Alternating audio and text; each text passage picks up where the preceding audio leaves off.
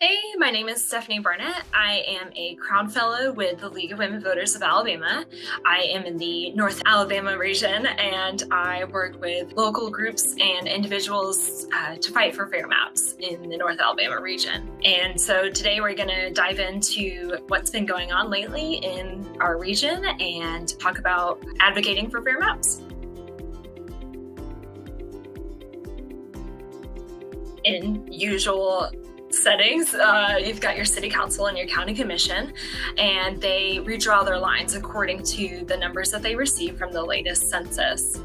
So Huntsville City Council has had a structured process from the start. They discussed in city council, they voted on the timeline, and it was set in motion. So from public hearings to reviewing citizens' comments and maps, making Huntsville City's own map, they will also be voting on the 16th of December. Madison County has had some structure of the process. They have held a public informational meeting, open for any comments or maps, and they will be voting on maps in January, potentially January 5th. Other areas like Coleman County Commission, for example, elect their representatives at large. And so that means that their process is a little bit different, and we're looking forward to finding out what that actually means. So happening in the area is a few different things, especially with Huntsville and Madison.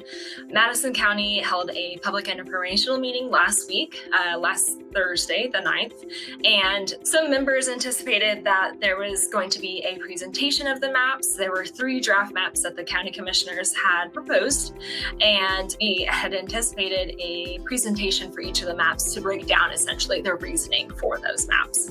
This didn't exactly happen. The maps were available for viewing. They've been available for viewing online, but they printed them out on big boards so that we could see them a little bit more up close, and it gave room for questions, and we could submit comments on paper, and these would be submitted to our commissioners. So while this wasn't a presentation, it was at least something. And then otherwise, the Huntsville City Council will be voting on their map. They have a few options, both which the Huntsville City Council has introduced themselves, and a few citizens and the citizen group has introduced as well. Some challenges and hurdles have just been whether or not a city or town or county has an actual website in the first place. So we think redistricting, okay, that makes sense. We have to redraw the lines because people have moved. And so you need to reallocate those lines because you've got people in and out of those areas, whether they've stayed in town or they've moved out of town. And so they need to make sure those representatives are representing the same amount of people, roughly. And not everywhere is doing that, let alone having their own website. Just to even look at the city or county's ongoings and actually have some sort of contact. And so that's the first hurdle is not actually having something that you could look up. And then second would be, because if they don't have websites, of course you can't see their maps, that their lines are existing, where those are exactly at.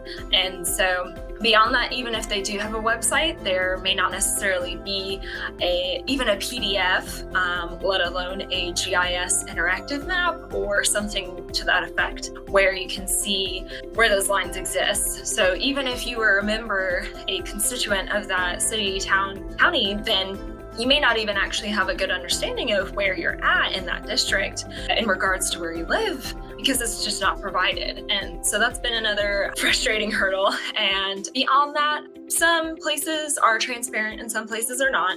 And so it's just really trying to hold them accountable and ask for more, essentially. And those have been some challenges and hurdles we've been facing along this redistricting process.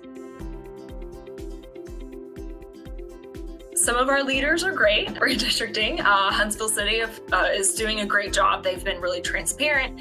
They've had by far the most clarity in their process, and they have provided all the tools essentially that you would need to do redistricting and participate as a citizen. So they've been very willing to listen to feedback, and they've actually adjusted according to the feedback within reason for the map that they have drawn up. Every time that they received so many comments, maps. If there was a neighborhood that they may have accidentally split or just not have realized that maybe they cut off a baseball yard that was attached to a school, then they reallocated these areas. They actually redrew the lines, and that's been amazing. Some things that weren't necessarily bad or ugly, but it was just Madison County, for example, had their first public informational meeting a couple months ago, in which we were very delighted. We were not anticipating that. However, when we came with questions, they were quite surprised at the amount of questions that we had, because they, I don't think, had as much structure initially to their process in redistricting. So thankfully we did have questions, and they actually brought some structure to their redistricting process. However, it's still not been very structured regardless. And it's not necessarily that they're saying anything explicit, it's just that their actions are not reflecting the most transparent process. And I mean, there's obviously things going on behind closed doors. So we're just hoping that January is the month that they actually go ahead and vote on things.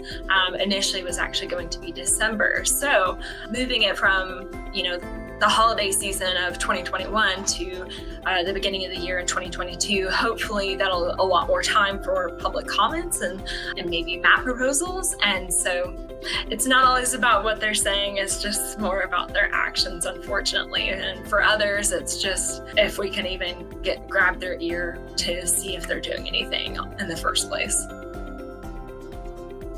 I would definitely say that just contact your representatives, your city council members, your county commissioners, because there are some places that have no clue that they need to do it or just don't even have the resources. So even just figuring out where your area is at in the process of redistricting, if they are at all, but also just implore them to bring structure if they don't already have structure, because surprisingly we've had some counties, including Limestone County, where they drew up a map and nobody knew that it was going to happen, and people made a fuss about it, and it was really great.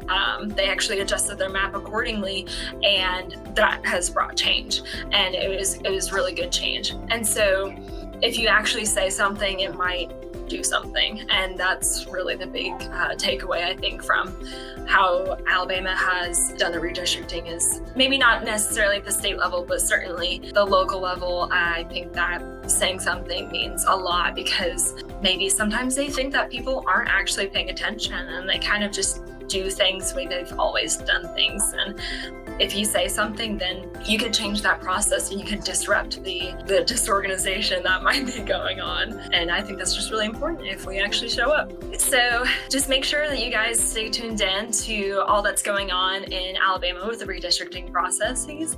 I think it's great that if you're watching this video, that means you must care. And just go to your local county commission and city council and town council meetings. Attend as much as you can.